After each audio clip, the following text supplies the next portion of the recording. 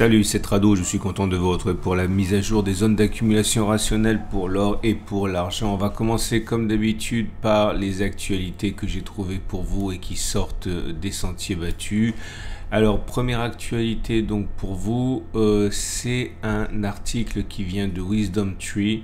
Alors Wisdom Tree, vous le connaissez pas forcément, c'est une énorme institution spécialisée notamment dans les investissements en ETF. On parle ici d'un monstre à 96 milliards de dollars sous encours, donc c'est pas n'importe qui non plus.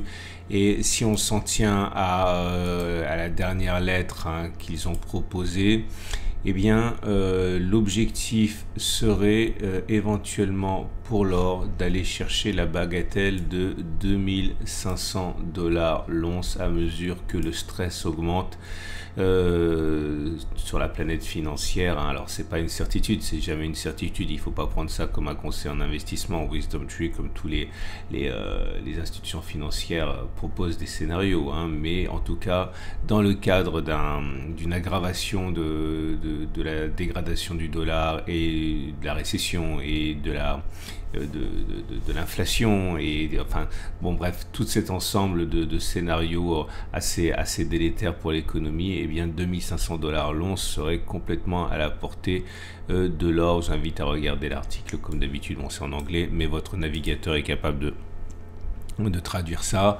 Deuxième article que j'ai trouvé pour vous, en fait c'est pas un article, c'est plus la raison de la hausse à laquelle vous assistez depuis quelques jours. En fait c'est tout simplement le fait que pour beaucoup d'analystes le cycle de hausse des taux est mort.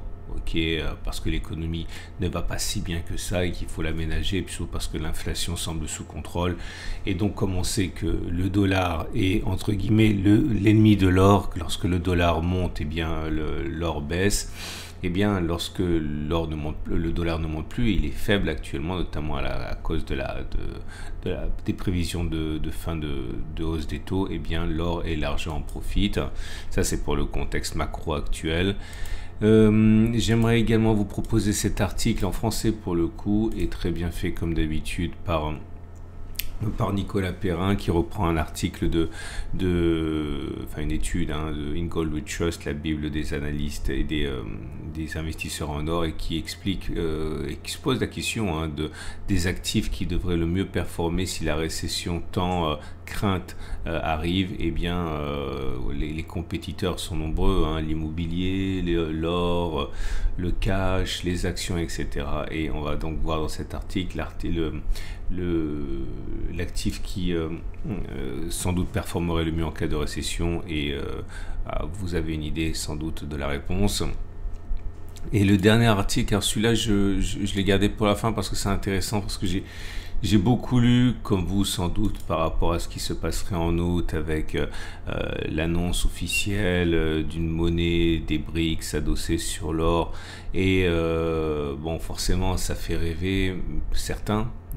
Mais un article là que vous retrouvez sur Gainesville Coins montre que bon, pour l'instant c'est plus de l'ordre de l'espoir qu'autre chose. La Russie a effectivement annoncé que c'était dans les tuyaux et que pourquoi pas en août, mais il faut savoir qu'on ne trouve rien d'équivalent, rien d'aussi précis du côté des autres BRICS, et cela semble sans doute être une sorte de parole de défiance de Poutine qu'autre chose. Alors c'est pas impossible, mais c'est long, c'est dur, c'est difficile à mettre en place, et ça dépend sûrement pas que de la Russie. Bref, j'invite à regarder ça, surtout pour tempérer vos espoirs, et aussi vous demander pourquoi est-ce que l'or ne réagit pas plus à cette révolution financière que serait cette défiance majeure par rapport au dollar. Donc voilà.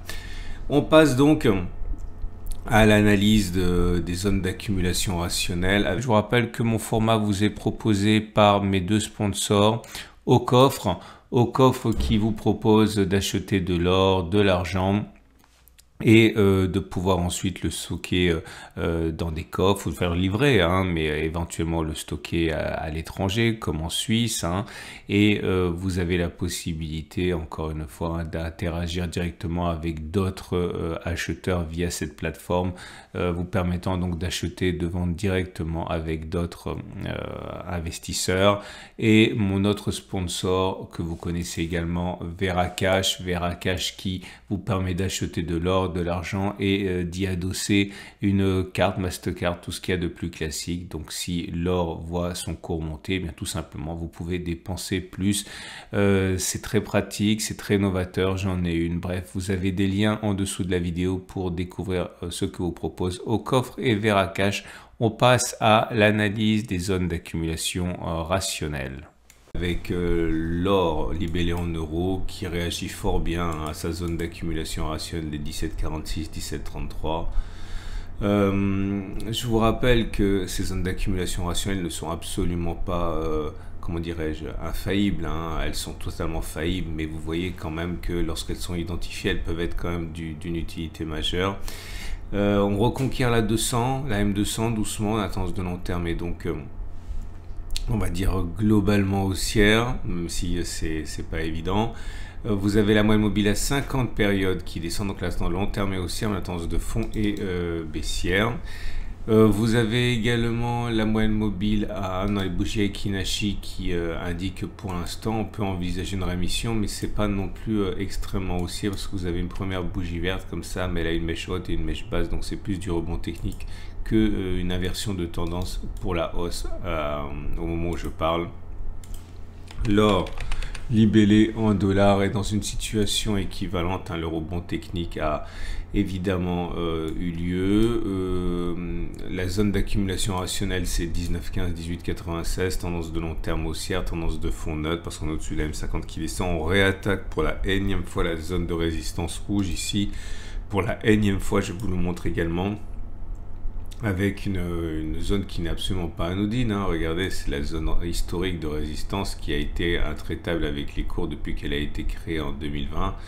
Et bon, c'est pas la première fois qu'on l'attaque et c'est sûrement pas la dernière fois qu'on va avoir des difficultés, mais à un moment ou à un autre, semble-t-il, elle devrait être cassée. Mais on permet de dire que ce sera pour maintenant. Ce qui est sûr, c'est que on est mieux maintenant qu'il y a quelques semaines, depuis qu'on a rebondi sur la zone d'accumulation rationnelle, les 19,15, 18,96. L'argent prend le lead, si vous me passez l'expression anglaise. Et réagit de manière beaucoup plus brutale à l'actualité récente que le dollar lui-même, avec une progression qui amène à reconquérir la M200 et la M50, tendance de long terme haussière, tendance de fond neutre. La zone d'accumulation rationnelle est réelle, hein, à 26, 20,2. Certains ont accumulé dans cette zone-là et ont bien fait. J'ai rajouté une zone d'accumulation, ok, celle-là vous ne la voyiez pas la dernière fois, 21,4, 20,8. Petite zone de congestion. Si on revient dans cette zone, cela pourrait être considéré comme zone d'accumulation rationnelle, à défaut de revenir sur les 26, 20,2 ou même encore plus bas. Les bougies Kinashi montrent que c'est pas mal, hein, puisque vous avez un régime pour l'instant de bougies vertes sans mèche basse. Autrement dit, il est plus plausible que l'on monte encore plutôt que l'on ait fait les plus bas. Et pour l'argent libellé en dollars, c'est encore plus violent, en ce sens que j'ai rajouté deux zones d'accumulation rationnelle, puisqu'on a bien rebondi sur la zone d'accumulation rationnelle des 22,3, 22,5, hein, ici. Mais alors au-delà d'un espoir de revenir sur cette zone, j'ai fait figurer deux zones d'accumulation rationnelle qui pourraient vous servir au cas où vous seriez pressé. 24,6, 24,2, 23,3, 22,5. Ici j'ai fait une petite erreur de frappe, veuillez m'en excuser.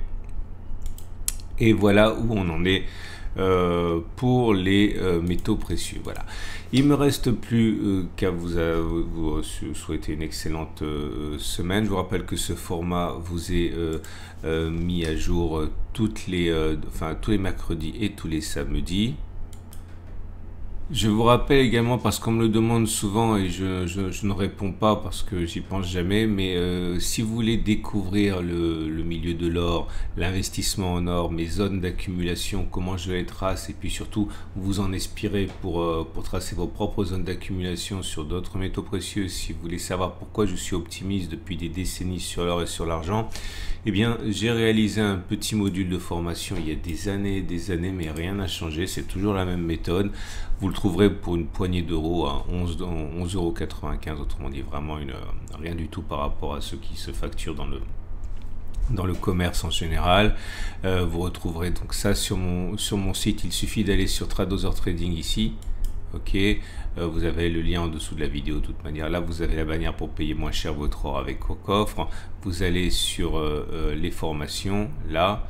Et dans le catalogue, vous allez trouver cet article, et dans cet article, le lien pour vous procurer ce module de formation à une dizaine d'euros. Bref, franchement, c'est pas cher du tout, et vous en saurez autant que moi sur les raisons pour lesquelles l'or et l'argent apparaissent comme être un choix intéressant de diversification.